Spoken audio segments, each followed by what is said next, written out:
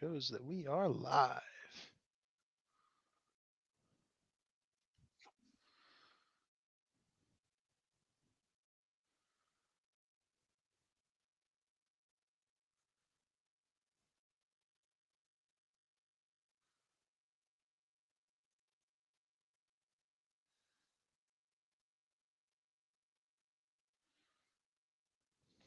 All right, we're good. I think we can get her started. Let's go. Welcome in, everybody, to the Bat Flip podcast. My name is David. I am here with Matt. Damien's internet has let us down once again, so it's just two hosts. One more time, obviously. Last week I missed out. I was working. Matt, how you doing this week? We did hear. You might have heard us. We were on for about 5 minutes earlier, but we're going to go ahead and start it all fresh and give it a new intro. Matt, how you doing? I'm doing well. I've had a good week so far. It's been fun to watch my Braves have a lot of success, and that's always a good time. And yeah, I've been watching all kinds of sports. Been watching the hockey playoffs and a little bit of the basketball playoffs, but not much. And yeah, it's been a lot of fun. So I how are you doing, David? I'm doing good. We're trying to move. I think I mentioned that. And last week I was doing some work, and after hours, I'm doing like traffic civil engineering. So I was taking parking counts. And we ended up getting the study out last week, so it all went well. And um, yeah, thankfully, I probably don't have to do any more work late on a Monday again. So with that, I've been pretty busy, and I'm glad to be back here talking some baseball. And we are going to do kind of a buy sell such situation. So we're going to like look at some teams that have currently started this season. We're going to look at some players and how they've begun this season, whether good or bad, and we're going to buy the result that this season has started with. So we'll start with the Cleveland Guardians, who are currently 16-6, which is the best record in Major League Baseball at the moment, and they're currently leading the AL Central by 3 games over the Royals. The Cleveland Guardians are a team with a plus 52 run differential early. Um, they've been really really strong. And so, Matt, do you buy that the Cleveland Guardians are a best team in baseball type of team? No, I do not buy that. I do buy that they are a lot better than the general consensus thought they were going to be this year. This is a team that, and a few of these teams we're going to talk about here with the good, or the next team we'll talk about too.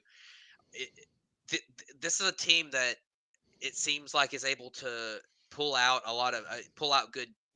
a good roster every year, even though that Mm, they're not spending any money and they don't have a lot of brand names, and a lot of times they move names that they do when they do get them. But they had last year, they didn't have a great season. I think it was one of their first seasons with a losing record in a while. um, and I think the big thing about them last year was I think they just had some underperformance from some guys who are probably better players than they played last year. Like Andres Jimenez is not a guy that was the guy he was in 2022 when he put up over 6 wins above replacement and had a 142 WRC plus. But he's also not a below average hitter like he was last year. He's somewhere in between that, and that's what he's been so far this year. He's also an elite defender. So I think that that's something you look at. A guy like him, Stephen Kwan, is kind of similar to him in the way that, like in 2022 when they won the division, Stephen Kwan put up 5 wins above replacement. He had a 126 WRC plus, and last year he was an exactly league average hitter. And this year, granted he's had a really high batting average on balls in play this year, but he's probably more of a 110 WRC plus type hitter that'll probably put up 4 wins above replacement. So, yeah. that's kind of what you look for, and then this is a team that seems to always figure out the pitching. Hmm. The pitching injuries they have are unfortunate, especially Shane Bieber, who had a great start to the year. But they're always able to pull out some guys out of their bullpen for sure. Like this year, it's been Hunter Gaddis is the guy, and like just insanely good in his first 11 games. And then you've got guys like you've got Clase in the bullpen. Their bullpen's pretty stacked. I mean, Cade Smith's had a really good start in their bullpen. Nick Sandlin's been really good.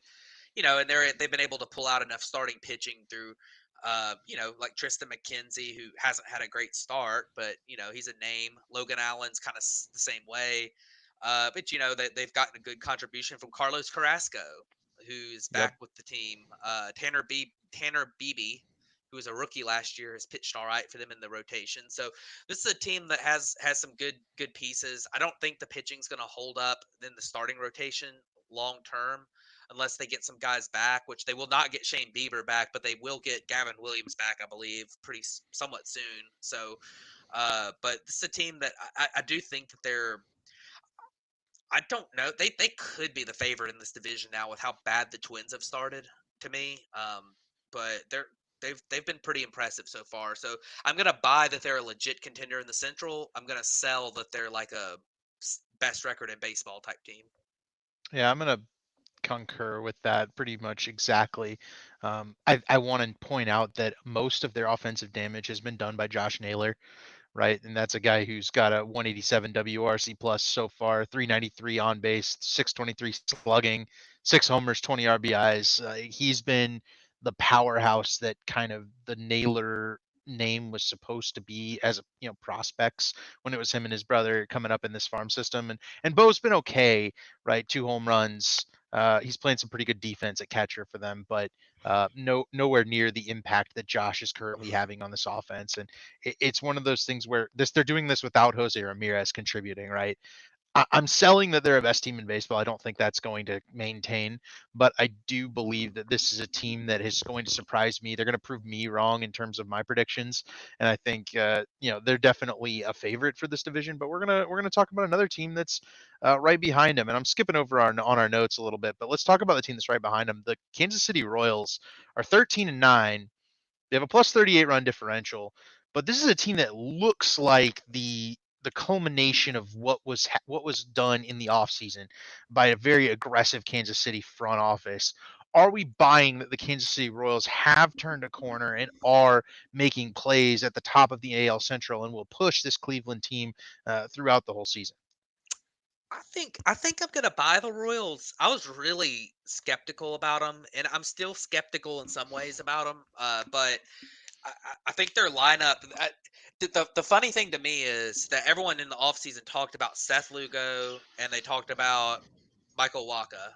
And I think the biggest thing that they've gotten, other than just those guys have been fine. Seth Lugo's got a really good ERA, although the metrics don't like him quite as much.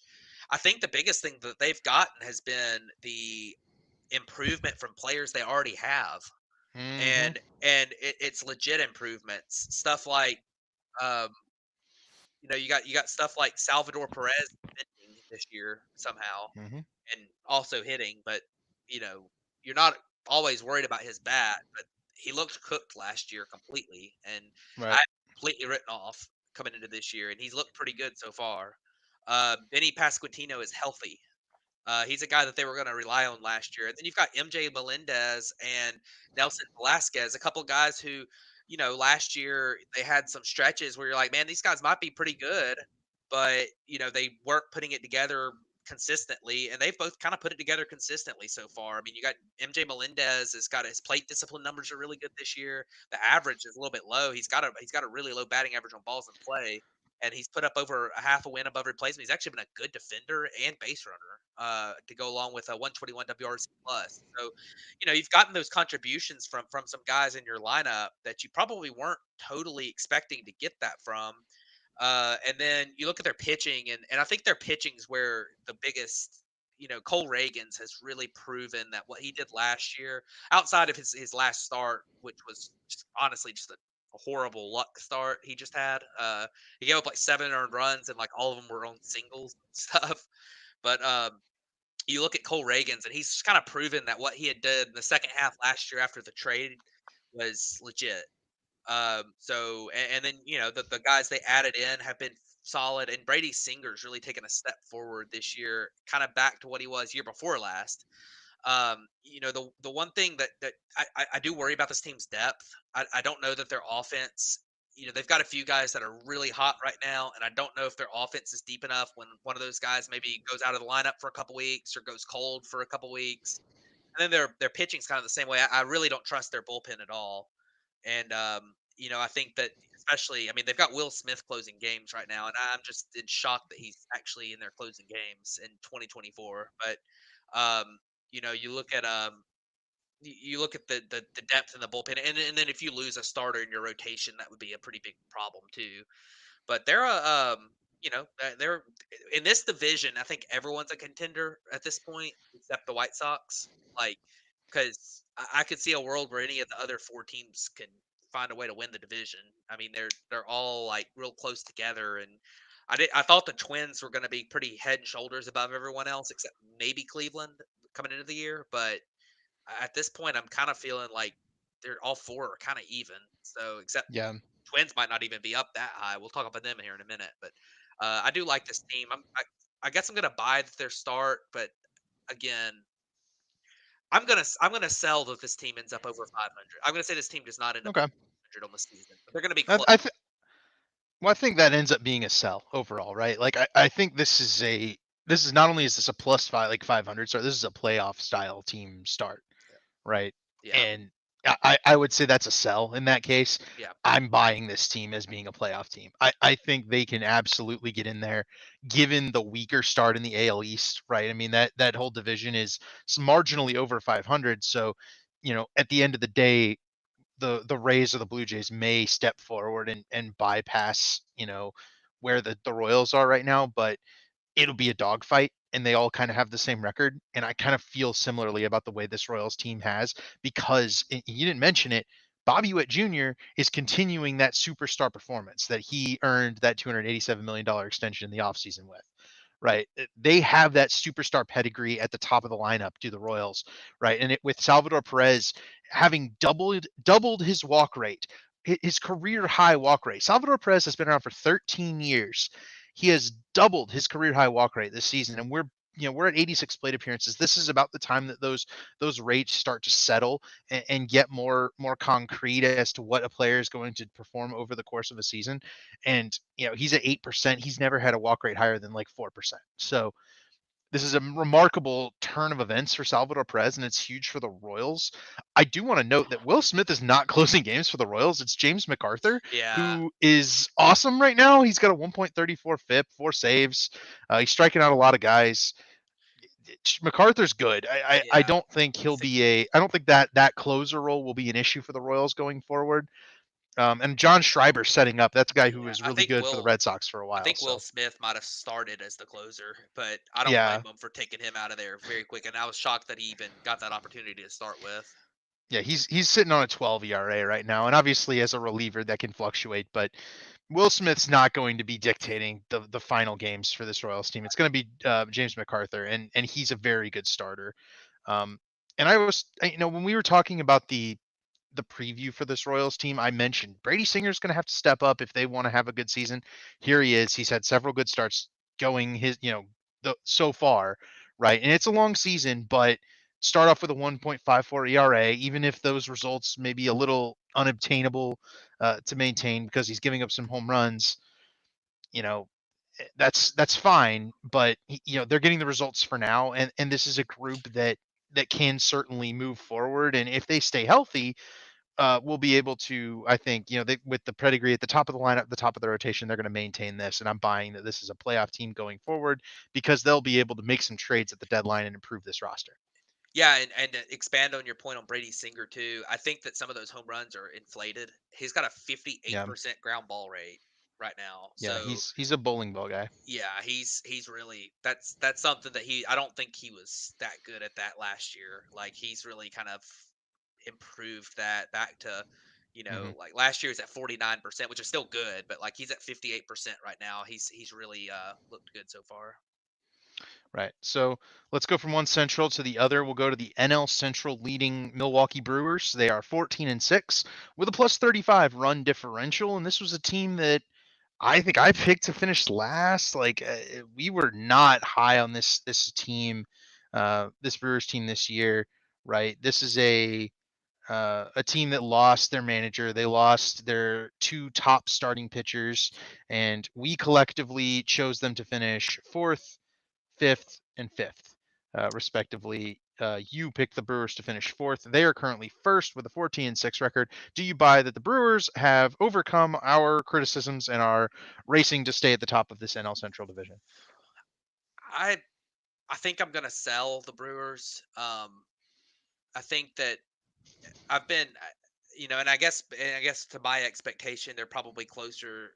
Just because I didn't think that just because they lost Corbin Burns and Woodruff that they were gonna all of a sudden be terrible. Like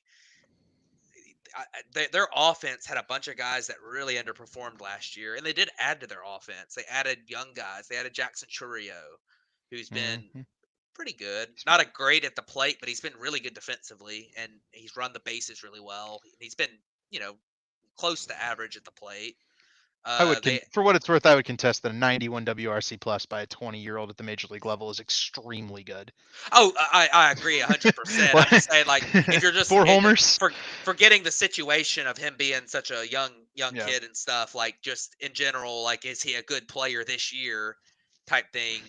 91 Yeah. WRC plus. I mean, it should be the expectation for him being such a young guy and such a highly touted prospect that we should be expecting him to have a 150 WRC plus. But being close to league average, not getting overwhelmed at the plate has been pretty solid for Yep. him. Um, Exactly.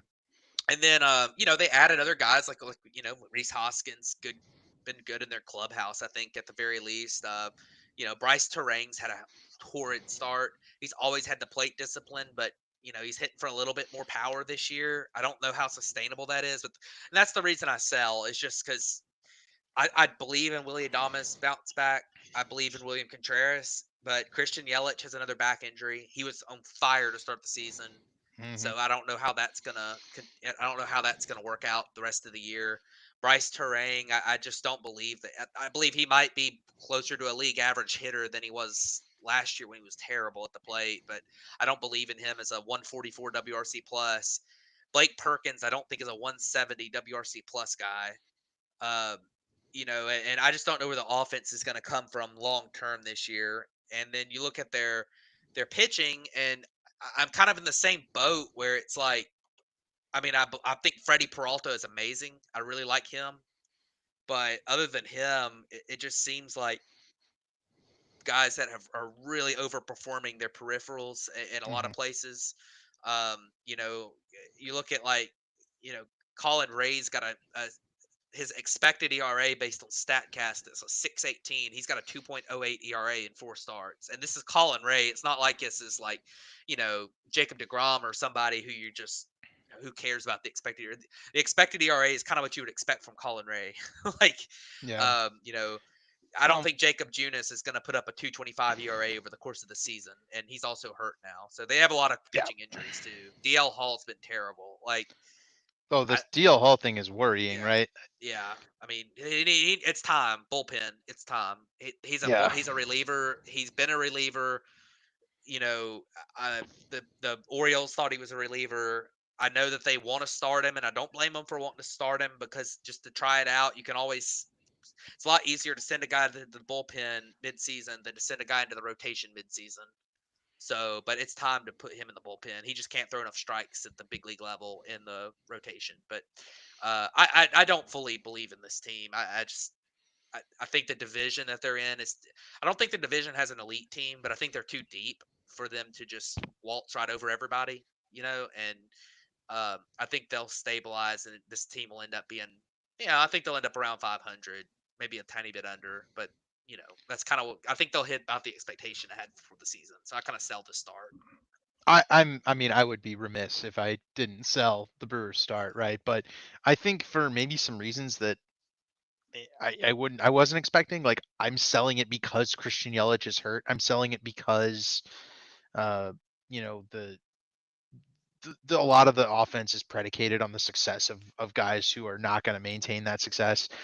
And not to mention, right, Willie Adames is a free agent after this season. Yeah. I have a serious doubt that this small market franchise is going to let that pass by with the Dodgers desperately needing a shortstop without trading Willie Well, Adames to the they'll Dodgers. keep. Even if they try to just maintain that Bryce Terang just takes over at shortstop, the slot in Joey Ortiz at second, like it very well could work out for them.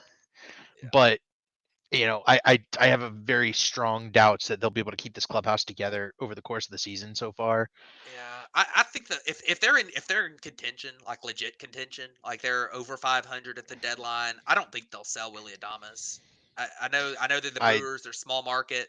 I don't think that they're gonna just sell because I mean they did make some win this year moves in the offseason. I know they sold Corbin Burns, but they got big league pieces back for him and Joey Ortiz and DL Hall, guys who are in the big leagues. And they also remember they signed Reese Hoskins, and I mean they've made some pieces. I just I think they probably just qualifying offer Adamas you know right. and I just don't see them selling if they're in position. It depends on how desperate the Dodgers get, right? If there's an offer they can't refuse, then I have a feeling they'll be listening, right? And if that's the case, I Yeah. think the attitude internally will not necessarily be for improving this team. And you look at the rest of this division, right? The Reds are getting a pretty strong start from some of the guys they need to succeed. The Cubs have had a disastrous feeling start, and they're 13-9, right? This division's not going to go away. The Pirates have yet to call up Paul Skeens. So there's a lot of improvement internally in the NL Central behind the Brewers, and the Brewers only have the 1 game lead, right? They haven't been able to capitalize on this big start. And to me, that screams that as they get closer to the Dodgers pumping up the offer for Willie Adames, they might start thinking about it, especially if they start losing some games. So I'm selling the Brewers start. I think it's a good start. I think Bryce Terang is an impressive start, but overall, they're not going to be able to rely on just Freddie Peralta in that starting rotation, and they're going to have trouble once the Colin Ray comes back to earth. And he's a Cubs legend. I love Colin Ray, but yeah, it's going to be tough. So let's skip over to the last or to the teams that have disappointed so far this season, and we'll start with the big disappointment, surprise disappointment team so far, and that is the Houston Astros, who are 7-16 with a negative 28 run differential. Uh, Matt, what is going on in Houston? This is a crazy start. Yeah, I think that it's a little bit of a combination of everything, but to be totally honest, I think the Astros might just be cooked. I really do. I mean, I think that their owner has decided that he wasn't happy with winning. He was happy with butting in and making his own decisions for the team. And he wanted more, he wanted to be more controlling, so he fired James Click or and he, brought in somebody who he could control, and he's been making a lot of the decisions, and the decisions he made have been bad. He kept Martin Maldonado for inexplicable reasons and kept throwing him in there. He signed Jose Abreu to a 3-year contract when nobody else was offering him a 3-year contract, and he's cooked. He's the worst. He's the worst player in baseball right now. He went out and he spent $100 million on a free agent closer when he had a bullpen that appeared to be very strong already, and he and they lack rotation depth because of the injuries that they knew about. Most of these injuries coming into the season too. I get Framber got hurt early in the season. That's not on. You can't predict that. Verlander missed the first couple weeks, but you knew Luis Garcia was out. You knew that Urquidy was. I think Urquidy was was supposed to be out to start the year. And you're relying on JP France, Hunter Brown, and I mean they'd be worse if they weren't for Ronel Blanco being the best pitcher in baseball for the first month, and I don't think that that's going to continue. So, and then their lineup, I mean Altuve's been hitting, but Bregman struggled, and the bottom of their lineup has always been there's been a lot of holes in that. I mean, look at Yeah. they got Jake Myers in there, they got. I don't know how much I believe in Chas McCormick and what he did last year. He was good last year, but there were a lot of red flags in his profile that make you think he's more of a. I don't think he's as bad as he's been so far this year, but I think he's more of a league average hitter than what he was last year. And they've got I they mean, just Chas McCormick does have a 102 WRC plus, 352 on base. okay. He's He's coming. He okay. must have had a good week then, because back when they played early in the week, he had like a 70 WRC plus. So he must have had a good weekend, but. Um, either way, I mean, they've got Jose Abreu / John Singleton playing first base. Yeah, Like it's not good. it's they have to, and their bullpen's really struggled. So compared to what we expected, I mean this team is. I'm not gonna say the Astros are absolutely not gonna come back and win a bunch of games because I mean this team has the track record that you give them a little bit of benefit of the doubt, but to start off 7-16 is a hole to start the season like that. Yeah. I know everyone says April doesn't matter. Well, you can lose the division in April by being having just a terrible month. I mean, if they play 10 games over 500 the rest of the season, then they are like 82-80. Like Yeah. that's the type of start that they've had. So they're in a huge hole. They've got to win. They're going to have to win on like a 100-win pace probably to win this division because the Rangers, as we've talked about before the season, they need to stay afloat for the first half before they get their pitching back.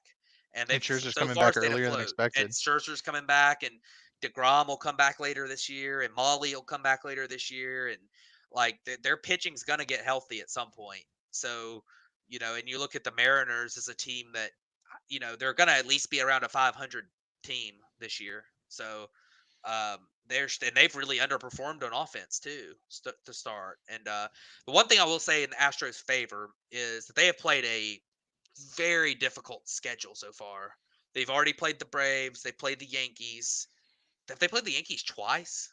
Yeah, They've- they played all their games against the Yeah, Yankees. so they played the They Yankees got and they twice. got the Cubs this week. It doesn't get any easier. Well, it's easier than the Braves and the Yankees, but True, but an over yeah. 500, another over Oh 500 yeah. team after a bunch Yep. more. So Yeah, I mean, they're going to get a lot of their tough games out of the way. Now, if you look at their strength of schedule remaining, it's actually like the lowest in one of the lowest in baseball because they've played so many tough yep. teams already. So, it's one of those things. But I don't. I'm at the point to where, and I picked the Mariners to win this division to start the year, and I'm at the point to where I'm feeling confident that it's not going to be the Astros. I think they could maybe sneak into the wild card still, but um, I feel pretty confident that it'll be the Rangers or the Mariners. Yeah, I'm all good. I'm selling this Astros start. Yeah. I think this Astros team is gonna figure it out. I think the biggest misstep was not trading Presley. Right. I think disrupting the hierarchy in the bullpen and expecting it to just stitch together where Hader now signs on and feels like he's just taking a job from a guy who's older than him, right? A World Series champ, mind you, um, with and Presley feels like he's not able to be the closer anymore, and he's definitely pitching with some resentment. Like the way they've destroyed the hierarchy of that bullpen, plus the injuries in the starting rotation, has led to this start. The offense has been obscenely good, I would say, based on looking at these statistics. Jose Altuve's got a 196 WRC plus. He's currently in the MVP race rather easily. Kyle Tucker's doing Kyle Tucker things. He's got a 161 WRC plus. Nobody's talking about him. Jeremy Pena is doing kind of a Jeremy Pena type start where he isn't walking, but he's hitting the ball really hard, and that's resulting in a lot of hits. That may fall off pretty quickly here, but typical. Jordan Alvarez is Jordan. He's got 5 homers already. He's got a 152 WRC plus. As long as Jordan stays healthy, he's going to be one of the best hitters in baseball. And Yainier Diaz is one of the best hitting catchers in baseball. He's got a 124 WRC plus. So, that's 5 hitters over 120 WRC plus if you were counting, and they've got 3 more hitters over 100 and one at 99 WRC plus in their lineup so far. And I did not mention Alex Bregman, who's off to a cold start in a contract year, mind you, which means I think Alex Bregman will heat up here at some point. The overall point is that this offense can definitely carry this team, right? It currently the bullpen is giving it up. I think the Astros need to cut bait on Ryan Presley as soon as possible, right? Get him out of there and probably cut bait on Jose Abreu too, right? He's hurting the team. He's got a -1 WAR. He's got a -32 WRC plus. Uh, the Jose Abreu and Ryan Presley being kicked out of the closer's role is really hampering this team. They're going to iron that out. I would trade Presley for maybe for a first baseman prospect, somebody who's blocked at the major league level. I would, probably just cut Abreu, eat the cash, and move on, right? And if you can get to that point, this Astros team becomes that 100-win team that can get back into this division race, and they've got an easy schedule, like you said. I think they can definitely play at 100-win plus pace the rest of the way. based on, the way that schedule sets up. So, clear problems, but I feel like this Astros team definitely is looking up at the rest of the season, and can get back to the good spot. So let's look at the other team that only has 7 wins for this buy or sell situation, and that's the Minnesota Twins. 7-13, -25 run differential. We talked about a little bit with the Guardians and the Royals earlier. Twins, I think everyone in the pod picked the Twins. Yeah, I Um, think so. yeah, and to win this division, and they've started off so poorly. Do you buy or sell this slow start from the Twins? Mm, I think I buy it. And the reason I buy it is because I just don't think that I don't think they're going to hit like at all. I really don't. I mean, you know, you've already got already got the injuries again. Carlos Correa, Royce Lewis, both injured. That's been a problem for them. And then you've got you just they just don't have. I mean, their bats are just not very good. Like you Yeah, look down the list, and it's like you're relying on Carlos Santana's had a bad start. He had a little bit of a resurgence last year where you thought maybe he could be like a above league average hitter this year or something, but he hasn't been. Max Kepler's had a terrible start. He's only played 5 games. I guess he's hurt. Christian he is. Yeah, Vasquez has been bad. You look at like Manuel Barco, who they traded for, has been really bad. I believe, you look at Byron Buxton has been really bad at the plate, and this team has way too much swing and miss. Their strikeout yeah, rates over 26% as a team, which is crazy. Um, they and they don't combine that by walking a ton either. They're a roughly league average walk rate as a team at 8.6%. So that's a problem. And you look at their rotation, and you still got Joe Ryan, who's a good pitcher. You still got Pablo Lopez, who's a good pitcher at the top of your rotation. Bailey Ober's performed okay. At least his peripherals have been okay. I think he'll end up being fine. You're missing some pitchers too. You're missing your closer, Yohan Duran, so that hurts. But I mean, it's just this team's going to have to figure out a way to score runs, and I just don't see anybody in their lineup who's going to do it. And in a way that's similar to the Astros, I think on a rate basis, the rest of the season, the Twins are probably going to have the best record in this division going forward. But they've dug themselves such a big hole that I just don't know that they can come back from. I mean, they're 8 games behind right yeah, now already. Like I think they can, but I just don't know that it's likely that they're going to come back from that. So we'll see. But I'm gonna buy that this start is kind of legit in that they're probably below what we expected them to be this year. yeah. I kind of agree, right? I'll say I buy that this Twins team is no longer the favorite in the AL Central, but I'm gonna sell that this team is now a bad team, if that makes sense. Like, I think this is an injury related issue. Correa hurt. Royce Lewis hurt in game one after he homered in Yeah. his first at bat, right? Max Kepler's been hurt. Um, Joan Duran hurt. Like, the most important players on this team have been hurt, Yep. which leaves the weight of carrying the team onto Edouard Julien, Byron Buxton, and the two starting pitchers, Pablo Lopez and Joe Ryan. Like, I fully understand this. Just this Twins team was flawed, and we mentioned that in our preview shows. They needed those guys, like the guys that are hurt right now. They needed them to be very good players, right? They needed them to carry this team. And if you're replacing those players with the backup pieces, the team doesn't have as much bite, and it becomes a lot easier to navigate the good hitters in this lineup. So Byron Buxton's not getting anything, and he's pressing at the plate, right? He's walking 1.4% of the time. Like that's a guy who is up there hacking away because he's trying to do it all Was because he knows his teammates can't get it done. Yeah, well, 1.4% is not a Buxton line, but his plate discipline's always been a issue. But, Yeah. anyways, when you have I think the last thing I'll mention on the Twins, and we'll move on because we gotta get moving here. But the last thing I'll mention is that their injuries are honestly becoming, to me, are becoming Like this is who the Twins are. They're always going to be injured. They have injury prone Yeah. players like Correa, who's failed two physicals before he went there, and he's got he's had issues for a long time with injuries. Like who knows when I mean Buxton's healthy right now, which is crazy, and fingers crossed he stays healthy all year because we haven't seen that before. But chances Yeah. are Buxton's going to miss games at some point. You know, Royce Yeah. Lewis, I think it's been a lot of freak injuries with him, but he's been injured a lot in his young career.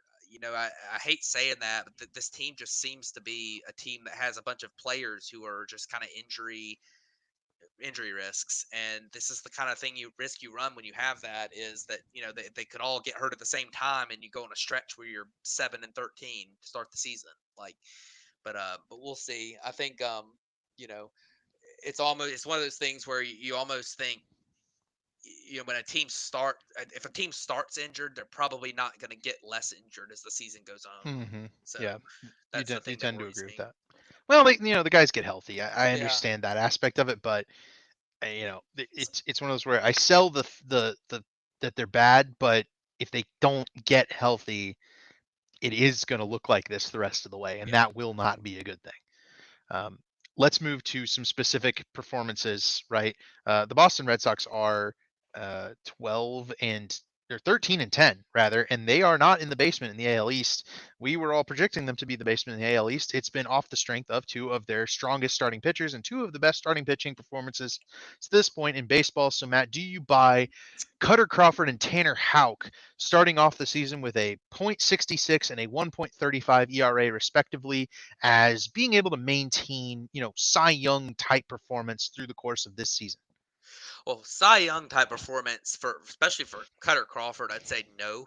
Um, the one thing with Cutter Crawford is he hasn't given up a home run yet this season, and with his profile of being not a super hard thrower who gives up who doesn't get the ball on the ground a ton, he's going to give up some home runs. He's got a 38% ground ball rate. That number's going to come up, but I think you know I think he's a good pitcher. Like if you came into the season thinking, "Oh God, Cutter Crawford's in their rotation, it's trash," I think that you're probably mistaken on that. So I do believe in him being a little bit improved, better than he was last year, which was still pretty good last year. That 4.04 ERA on the season in 129 Hmm. innings. I could see him doing something maybe even a little bit better than that this year. But I don't totally believe in his changes. The one guy I do believe in Tanner Houck. I really like what I've seen from him so far. The one concern I do have about Tanner Houck is that he hasn't pitched a ton of innings. He's been in the bullpen a lot in his career. Last year he was a starter, but he only pitched 106 innings. Um, but the thing that Tanner Houck's done, and we've seen this in a few different places this year, is he's thrown a lot more splitters this year than he had been. And we've seen that with Zach Wheeler, who's off to an incredible start. We've seen that with we've seen that with Bryce Miller from the Mariners, who's been off to a great start. So if you look at if you look at Statcast, I believe Tanner Houck is throwing. Um, I was trying to find his pitch percentages here. His splitter, he's throwing 7% more splitters than he did last year, and he's Yeah. also throwing a lot more sliders while throwing he's kind of ditched his four seam fastball too. He's throwing a lot of sinkers and cutters. So he's changed his fastball shape and he's throwing a lot more splitters. And I think there's some real reason to be optimistic about him. His ground ball rate's good. He's not walking anybody. His command's been awesome. And Yeah. yeah, and he's striking guys out. So his peripherals line up. I don't think he's going to win the Cy Young. Like I say, it's Tanner Houck. His track record's not there to think he'll really keep this up. But I think he's a good pitcher. Remember 2021 when the Red Sox had their gigantic year that came out of the blue.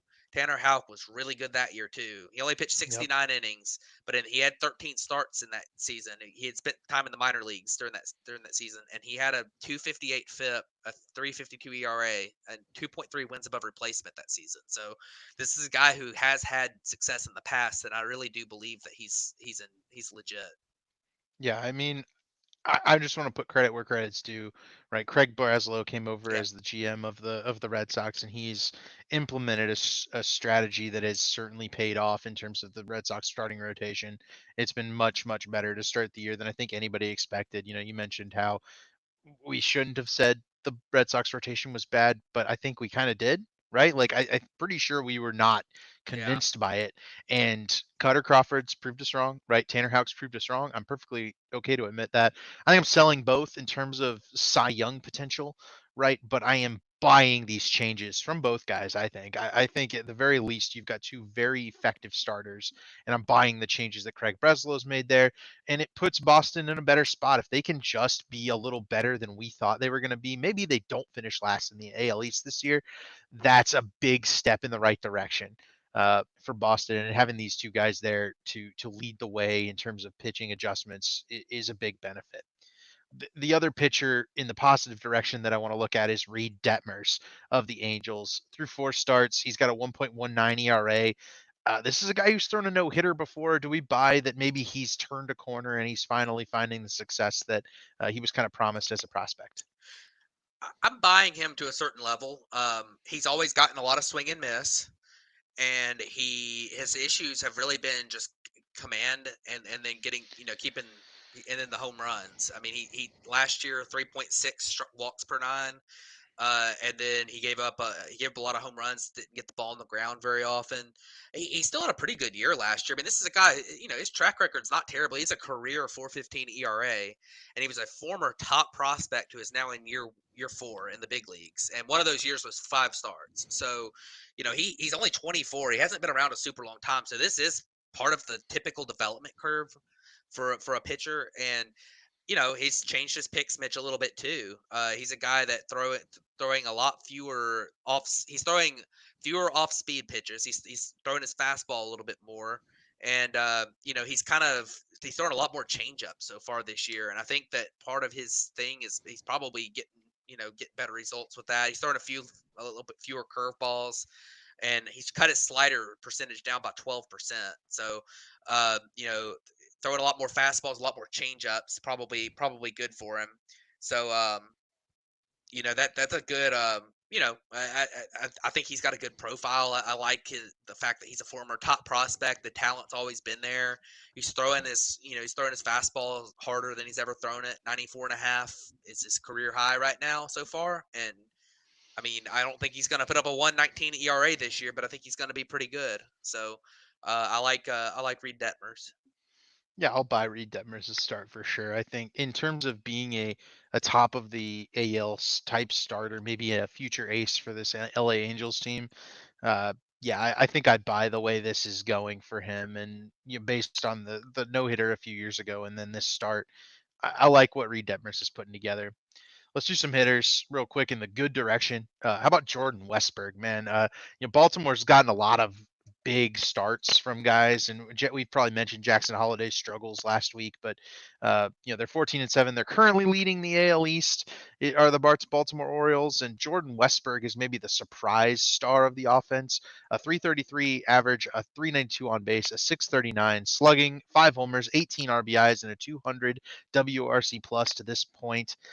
Do we buy that Jordan Westberg, who was a top 100 prospect in the shadow of guys like Gunnar Henderson, Kobe Mayo, Jackson Holiday, is he a breaking past those guys and looking like a superstar to sit alongside Gunnar and Adley? I think I think I'm gonna buy that he's good.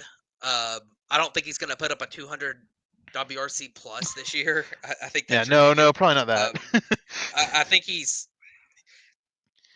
does the plate discipline stuff concerns me a little bit with him. The walk rate isn't very high. He's hitting the ball really hard, but he's kind of been this guy his entire time in the minor leagues too, and it's I've worked got a for him. solution. I've got a solution for that though, Matt. I think the reason for that is Jordan Westberg is the guy that teams are choosing to pitch to Oh in yeah, lieu of pitching to Gunnar Henderson, in lieu of pitching to yeah, Adley Rutschman, in lieu of pitching to yeah. Anthony Santander, Yeah, and they're you're getting probably punished right. for it.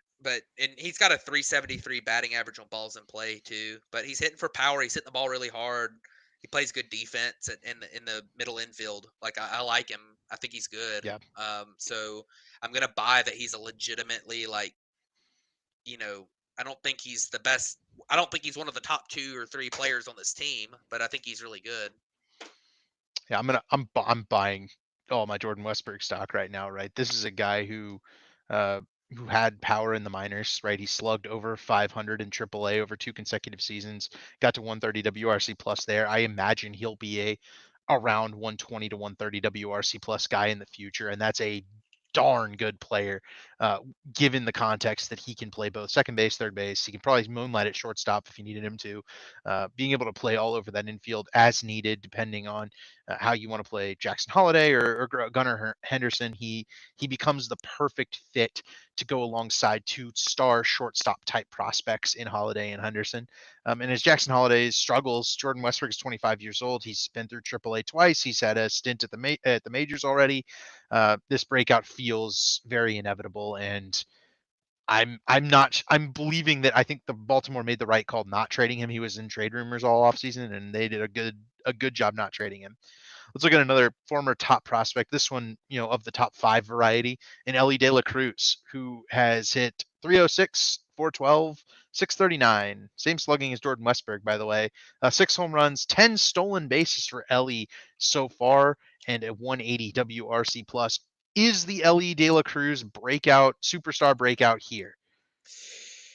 I I really like what I've seen from him. I think that the thing about Ellie De La Cruz is that his floor is going to be incredibly high because he has those physical tools where he can be a really good defender at shortstop. He can be an elite base runner. And even if he's not like just absolutely tearing it up at the plate, he's still going to be a good player. I mean, last year he had an 84 WRC plus in 98 games. He still put up 2 wins above replacement. So he was still a solid player last year while not really, while still figuring it out at the plate. And I do think there's some figuring it out left to do. He's hitting the ball really, really hard. He's got a 96th percentile barrel rate, which is awesome. But his big thing is that his whiff rate is really bad and his strikeout rate is really bad. He is chasing less than he did last year, which is encouraging though. Last year he had a 24th percentile chase rate. This year his chase rate's gotten a lot better. He's at a 47th percentile. He's not swinging out inside the zone quite as much as he was last year. And if this guy ends up being a league average, uh, you know, plate discipline guy with uh, his power and just overall profile, it could be a real breakout. Now, he's not putting up a 180 WRC plus, but I think that he's probably going to put up at least an above average season at the plate, which combined with his other skills is going to put him in that like borderline all star caliber value. I think so. I'm going to buy that Ellie De La Cruz is having I think I'll call it a soft breakout. I don't think it's a full blown like, oh my God, he's going to win MVP breakout, but I think it's going to be a soft breakout where he's like, people are going to look up at the end of the season and be like, oh yeah, Ellie De La Cruz put up 4 wins above replacement this year. He's really, really good, even though we weren't really thinking he was that good this year. Like that's what the season's Mm-hmm. gonna be for him. I think of this breakout as, remember when Fernando Tatis first came up? He struck out like 35% of the time, but then hit 40 home runs. That's how I feel like this season's gonna go for Ellie. He's gonna have like a crazy slugging, but then this crazy strikeout percentage, and you're gonna be like, I don't know if he can maintain this, but then we'll say that all season and we'll be at the All-Star break and he'll have 25 homers and we'll be like, I don't know if he can maintain this. And he's just going to kind of keep swinging for the fences with the big body, the big frame and everything. And it's just going to start working. And as he gets more comfortable with this, you know, with plate approach at the major league level, he's going to grow into, the better plate discipline numbers, the better contact numbers. He's going to figure it out. Right now, he's hacking away. He's got a good walk rate, but he's very much a 3 true outcomes type of hitter.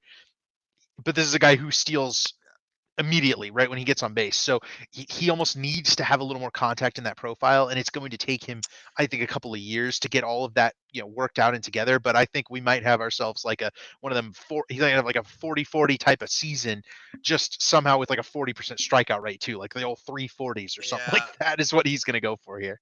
I do worry a little bit about him hitting 40 home runs. Like I think he's going to be somewhere in the 20s because he's hitting the ball Look, on the ground way too much to you look, know. he plays in Coors Light. All right, That is that's true. That's a good point. pop up to right field home run over there in Cincy, especially Yeah, when it gets humid in the but summer on the river. yeah, Oh man, yeah. But ball flies out of that ballpark.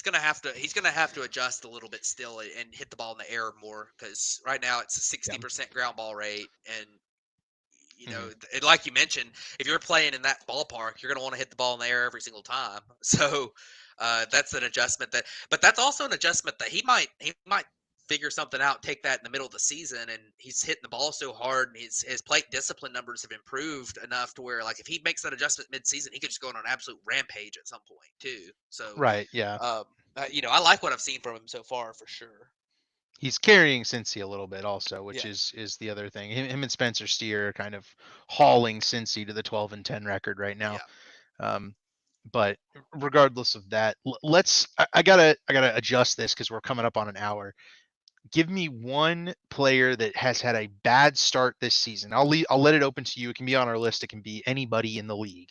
Somebody who's had a bad start this season that you are not worried about in the slightest, that you are saying they're going to get right at some point.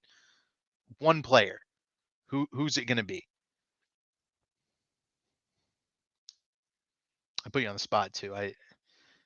Maybe should have alerted you to that or something, but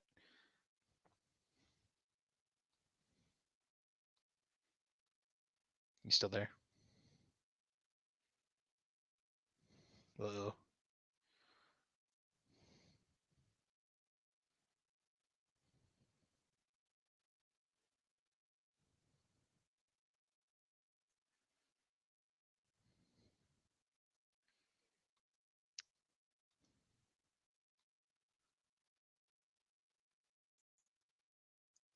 Well, it still shows And live. I'm I'll back. I'll talk. Oh, there we go. Um, You are back. I was literally just saying that I didn't have the list because my Google Chrome had frozen, and it had been like that for like 15 minutes, and I thought Oh, it was gonna make it, but it crashed. I clicked on Baseball Savant, and then I guess for whatever reason, Baseball Savant decided to kill my Google Chrome. Um, but I think that you were mentioning a guy that I'm not worried about that's been really bad so far, yep. and Any of them. yeah, I mean, it depends on what bad is. Like, Below league average, below 100 WRC plus. um, man, oh man, probably. I mean, maybe Randy. I don't think Randy's gonna be this bad. I think O'Neil Cruz will figure it out to a certain level. Um, I I don't know. I mean, Yandy Diaz isn't gonna be this bad. I'm sure he'll be fine. He's got a really low BABIP. He always goes through some stretches where he hits the ball on the ground too much. I am somewhat legitimately worried about Paul Goldschmidt. Yeah, He's 30, what, 30, 37. 37 now. Yeah, I'm worried about him. Um, I said on our list we had Luzardo. I'm not super worried about Luzardo. Um, No. his stuff looks fine. I think it's just a bad start. Um, I would say I'm worried about Nick Castellanos, but I don't think he's been good for 3 years now. I know that he had a somewhat decent year last year, but he really outperformed his expected numbers last year for most of the season. And this is kind of the guy he's been since he's been with Philly. He chases way, way, way too much, and like he was a negative point 0.4 WAR player in 2022. I don't think he's as bad as he's been so far this year, but I think he's a below average hitter who plays atrocious defense. So I mean, No, that's the thing about Nick Castellanos, right? Is he'll have a month where you're like, would anyone pay this guy anything to play baseball? And then he'll have a month where he's the best player on the planet, and you go, oh, I forgot about that bad month, and yeah. that's Nick The Castellanos. thing about the thing that I'll push back on that a little bit with is that I think that his highs of he's actually pretty good are now like, oh, he's okay. He's like a little bit above average. Um, but his lows are like strikes out 30 times in 30 games and doesn't get a hit. He goes for like an 0 for 30 stretch with 28 strikeouts or something crazy. Like he's just not. I mean, I just don't think he's. I think he's. I mean, I would say he's cooked, but this is 3 years in a row now, and like I mentioned too, I'm also. I don't think that Jose Abreu is going to figure it out either. I mean, he was like this Yeah. last year. So, and one more that I know David's going to probably agree with, but hey, it's Kyle Hendricks, man. He doesn't need to be pitching in the big Oh, leagues in yeah. 2024. Like, he had a That's a little bit, yeah. he had a soft resurgence last year, but he really wasn't that good last year. He was just kind of like good enough to It be was in the, good. No, he was good he last was year. It was okay, he but he did Kyle Hendricks things, but the command's been off, and yeah, when Kyle Hendricks has no command, he gets yeah, lit up, and yeah, it is not good, and it is horribly sad to yeah, see. Brutal. yeah, It's funny because I was going to go ahead and go Nick Castellanos as the guy I'm not worried about. I think he'll be fine, but he'll be fine to Nick Castellanos standards, which are lower now than they have been a few years ago. But he'll heat up. He'll have a hot month here at some point. So yeah, not worried about him. Am worried about Kyle Hendricks for sure. I think I yeah. have to sell Kyle Hendricks the rest of the way. Who is your player of the week here, Matt? And then we'll sign off. Yeah, my player of the week is going to be a guy that I'm biased because he pitched at Auburn, but it's Casey Of course. Mize. And I think that it's just a good story. He was the former number one overall pick and was a top prospect. So, he had all these expectations coming up, and he wasn't great when he first came up, and then he got injured. He had Tommy John surgery, and then he had another surgery on, I think it was like a lumbar thing, like a back type thing. I don't remember what his second one was specifically, but he's had multiple injuries and he's come back this year and he's looked pretty good. He's throwing hard, a lot harder than he has in the past. And this week he pitched 2 games. He pitched 12 innings in the 2 starts, and he put up a 1.5 ERA in the 2 games. The strikeouts and walks weren't elite. They were, 7.5 strikeouts per nine, a little bit under the average. He did have pretty good control, 2.2 walks per nine. But limiting the hard contact and he's at least looked like a big leaguer that you can, if he can stay healthy this year, you can kind of grow him his start. So we'll see if he's able to keep growing at the big league level. But in 4 starts, he's got a 2.95 ERA. So I thought it was worth mentioning. He was not the best pitcher in baseball this week. That would probably be Zach Eflin, but I thought that it would be good to give a shout out to Casey Mize. It's a good one. I am gonna throw to Damien's player of the week. I've looked this guy up. I've never heard of this guy until Damien brought him up. So Damien and I both picked rookies. Mitchell Parker of the Yeah, Washington Nationals this week was pretty electric. He made 2 starts, his first 2 major league starts, mind you, and those were a 1.5 ERA, 6 innings pitched in each start, and 6 strikeouts in each inning there. So 12 strikeouts for Mitchell Parker. No walks, also. That's the big one, I think. And for a rookie to come out to the major leagues, not walk anybody, that's very impressive. My guy was going to be Blaze Alexander, another rookie, this time for the Diamondbacks. And he led the league this week in RBI. Did Blaze Alexander with 9. You know, RBI is a very much a happenstance stat, but for a guy to come in and lead the league in those RBI categories over that last 7 days, he's been pretty good. Um, I'm a fan of a guy that comes in and hits the ball well like that, and he's a Diamondbacks player. He's been playing on the infield a little bit, kind of bouncing back and forth. I think he took over at shortstop when Perdomo went down. So good for Blaze Alexander, guy who definitely deserves it this week, and we'll see if he can keep it going. He's a guy that's got like a 400 on batting average on balls in play though, so I highly doubt that he's going to be able to keep that up for the rest of the season. So before we go to your moment of the week, I'll go to Damien's moment of the week, and we might slide over an hour here because I have to mention this. So Aaron Boone for the Yankees today, they're playing the A's. It's a very menial game, and Boone doesn't like something in the first batter of the game and says something to the ump. I think it's Hunter Wendelstedt. Yep. Uh, says, don't say anything else. And so Boone raises his hand, says, "All right," and he shuts up. And the camera stays on Boone, and somebody behind Boone says something, and the ump turns and throws Boone out of the game. And I just, it's crazy, right? The video goes around. John Boy retweeted it. The amount of people that I had on my feed saying, I haven't even watched baseball this season, but the only thing I've seen is how shit the umpires are. And I've never related to anything more. It is so infuriating that we have got umpires on such a power trip that like on the day game at 2 o'clock in the afternoon, they're sitting here like piss moaning that a manager didn't like something, even though it wasn't even the manager who said anything. I just, it is infuriating, and I really do think the umpires need a check of some kind because this is getting out of hand. This season has been the worst umpired season I can remember. And I mean, this, as for a moment, this was just crazy.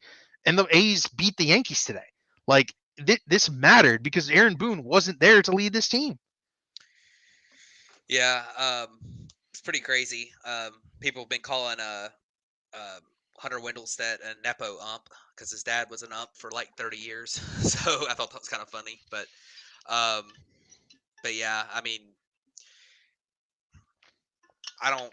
It's been bad. Yeah, I mean this is kind of the classic ump problem with just umpire gets upset about something that gets said to him and freaks out. Like I think that's a classic ump Hmm. problem. You know, Yeah. some of the bad calls we've seen, I think, are probably magnified a little bit by the current day and age. And I mean, like Angel Hernandez wasn't. That's just Angel Hernandez. But um, Right. when it comes to actually officiating what's happening, I don't know that Hunter Wendelstedt's done that poorly. I mean, he's probably been fine, but this is the type of thing that we had that thing with I think it was Rob Drake a few years ago that was like basically charging the mound, and there's been issues. So, but we'll see. I'm hopefully it turns around a little bit. But my moment of the week, and I have it's kind of cheating because I kind of have two, but it's the Rockies. The Rockies are currently under federal investigation because on their flight that they chartered with United across the country this week, for some reason, and of course it's probably more on the airline for allowing this to happen. The coaches for the team were taking social media. I think it was on Instagram. They were posting videos from the cockpit while the plane was in the air, talking about how they were going to land the plane, and the FAA and the feds are going after investigating them. And I thought that was like the craziest thing I've ever heard. Like what in the world's going on? And then in one of their games this weekend, they hit what they thought was a walk off home run from Jacob Stallings of all people, who then got called back for it then got called back for fan interference. So they did end up winning the game anyways, but it's been kind of a wild week for the Rockies, and really that those two things are the most Rockies things to ever happen, except for the fact that the Rockies ended up winning the game with the fan interference. That's not very Rockies that they won, but all this other stuff is the most Rockies thing ever. It's like it's just like what is going on here? So I thought that was Oh yeah. a kind of a funny story I saw this week, and I had to put it in here. Yeah, I mean, the Rockies are an adventure. It's remarkable they aren't being investigated for not getting their baseball team better. And so for some of these contracts and trades, they should have been Yeah, investigated for that Arenado trade. That one will always with a Chris Bryant piss me signing. off.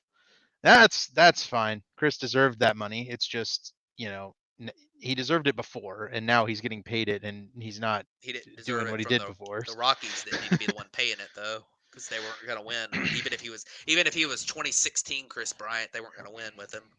That is true. But you can still hand out contracts. It's just why. But anyway, the Exactly. my moment of the week is another guy who I ask why. Travis d'Arnaud could have been a starting catcher on 15 Major League Baseball teams, if not more. Um, and he's decided to stay with the Braves over the course of several seasons, including a season where they acquired a better catcher than him, and said better catcher has pulled a hamstring or something, and he's out. Oblique. Travis d'Arnaud hit 3 home runs in a game this week, propelling the Braves to a win. One of those was a go-ahead grand slam. Um, he's since homered again. He's not so much a player of the week here because all his damage was done in like one game, but a remarkable week for Travis d'Arnaud, who definitely I want to mention here as we get ready to sign off that that's a guy who has prioritized winning and culture over a paycheck. And is that a good thing? Is that a bad thing? I don't know. Probably a bad thing because he probably could have been paid like a starting catcher and he's getting paid like a backup. But he's winning, he's happy. I think you just tip your cap and you move on. The Braves are juggernaut, and it's going to be really annoying to see them beat somebody in the playoffs.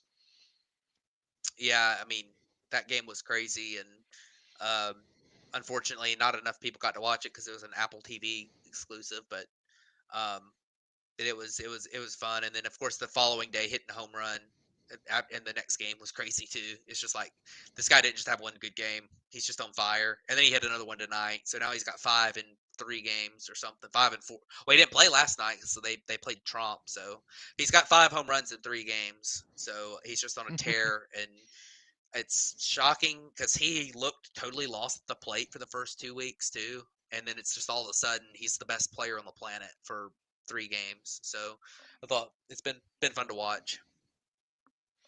It has. So that finishes up our recap of this week. We'll be back next Monday, as always. So be sure to mark your calendars and tune in. For Damian, Matt, and David, we will catch you guys next time.